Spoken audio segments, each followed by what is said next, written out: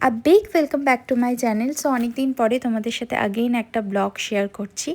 তো অফিস থেকে ফিরেই ঘরটা টুকটাক গুছিয়ে চলে এলাম কিন্তু আমি রান্নাঘরে। আজ কিনে এনেছি অফিস থেকে ফেরার সময় মাটন, আর আসা মাত্রই মাটনটা ধুয়ে নুন হলুদ সর্ষের তেল দিয়ে ম্যারিনেট করে রাখলাম। সাথে কেটে নিলাম পেঁয়াজ আলু আর লঙ্কা।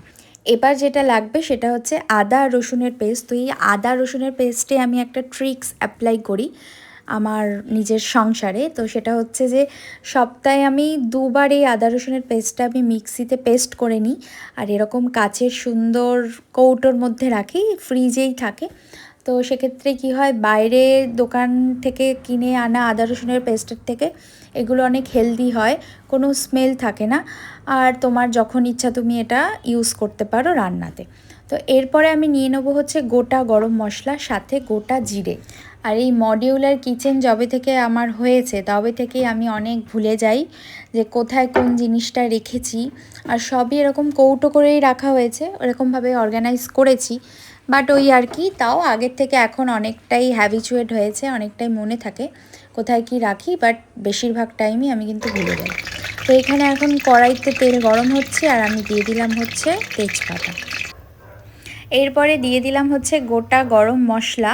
তো এখানে আমার দারচিনিটা ছিল না, তাই আমি দিতে পারিনি। তো তারপরে কেটে থাকা পেঁয়াজগুলো, মানে কেটে রাখা পেঁয়াজগুলো আমি কড়াইতে দিয়ে দিই। কড়াইতে পেঁয়াজ দেওয়ার পর পেঁয়াজগুলো খুব নাড়াচাড়া করে লাল লাল করে ভেজে নিতে হবে।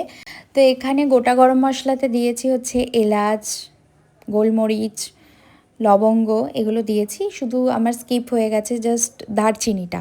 পেঁয়াজগুলো লাল লাল করে ভাজতে ভাজতে এখন আমি বানাবো হচ্ছে মশলা। তো একটা বাটিতে আমি লঙ্কার গুঁড়ো, জিরের গুঁড়ো, ধনে গুঁড়ো আর আদা রসুনের পেস্ট নিয়েছি, আর খুব সামান্য পরিমাণ জল নিয়েছি। জল নিয়ে আমার মশলা তৈরি হয়ে গেছে। তো পেঁয়াজগুলো একটু লাল লাল করে ভাজার পর এই মশলাটা দেব।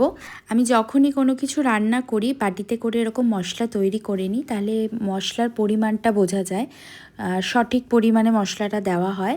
আর কড়াইতে মশলাটা ডিরেক্ট দিলে কি হয়, কখনো কম বেশি হয় আর মশলাটা পুড়ে যায়, তো তাতে একটা স্মোকি স্মেল চলে আসে। তো তার জন্যই আমি এরকম করে আলাদা করে মশলাটা তৈরি করে নিই।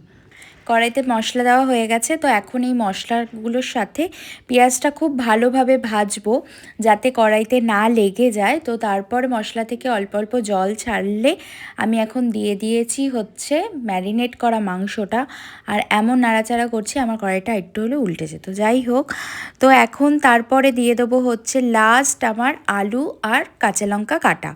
তো অনেকে আলুটা আগে থেকে ভেজে নেয়, বাট আমি একদম লাস্টেই দিই।